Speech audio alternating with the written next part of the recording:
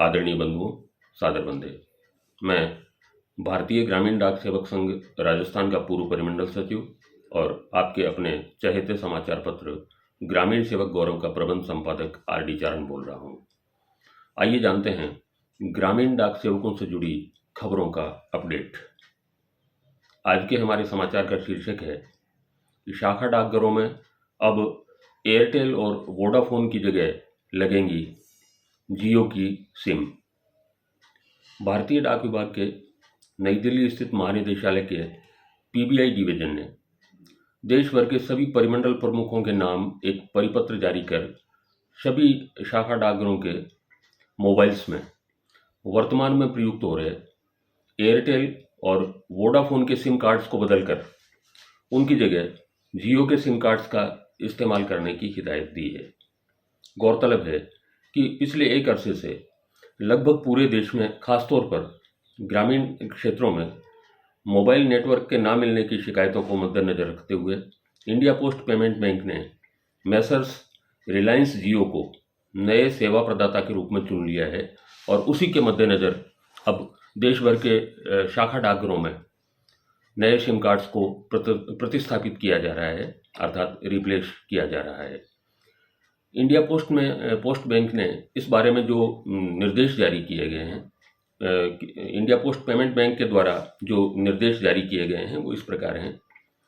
वर्तमान में प्रयोग की जा रही एयरटेल और वोडाफोन की सभी सिम कार्ड्स की जगह अब रिलायंस जियो के सिम कार्ड इस्तेमाल किए जाएंगे।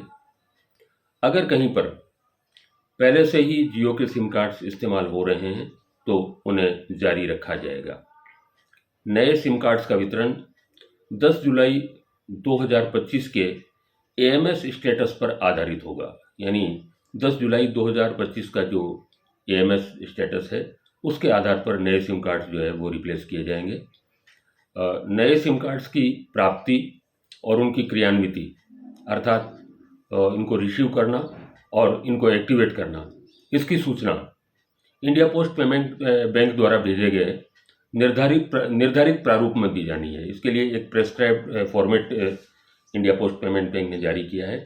उस फॉर्मेट में ही इसकी सूचना जो है वो आगे भेजी जानी है। किसी भी प्रकार की नेटवर्क संबंधी शिकायत अगर कोई है तो वो केवल निर्धारित चैनल के माध्यम से ही स्वीकार की जाएगी, यानी इसके लिए एक बाकायदा सेट पैटर्न है चैनल का और उसी पैटर्न पर, उसी चैनल के जरिए ये नेटवर्क संबंधी शिकायतें जो है वो एक्सेप्ट की जाएंगी। परिपत्र में सभी परिमंडल प्रमुखों से आग्रह किया गया है कि सिम कार्ड्स के प्रतिस्थापन अर्थात रिप्लेसमेंट की पूरी प्रक्रिया में इंडिया पोस्ट पेमेंट बैंक द्वारा इनके वितरण और क्रियान्वयन अर्थात एक्टिवेशन के लिए जो टीम गठित की गई है उसे पूरा सहयोग दे करके, वांछित सहयोग दे करके यथाशीघ्र इस कार्य को पूरा कराएं। उम्मीद की जानी चाहिए कि आईपीपीबी द्वारा चुने गए नए सेवा प्रदाता द्वारा शाखा डाकघरों को बेहतर मोबाइल नेटवर्क मुहैया कराया जाएगा, जिससे कमज़ोर नेटवर्क की समस्या से जूझ रहे 80% शाखा डाकपालों को राहत मिल सकेगी।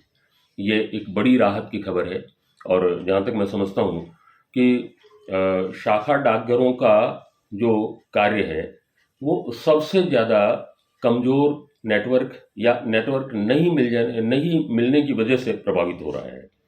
और जो नए सेवा प्रदाता हैं रिलायंस जियो, इनकी काफ़ी अच्छी इमेज फिल वक्त है और लगभग पूरे देश में इनका अपना सुदृढ़ नेटवर्क है।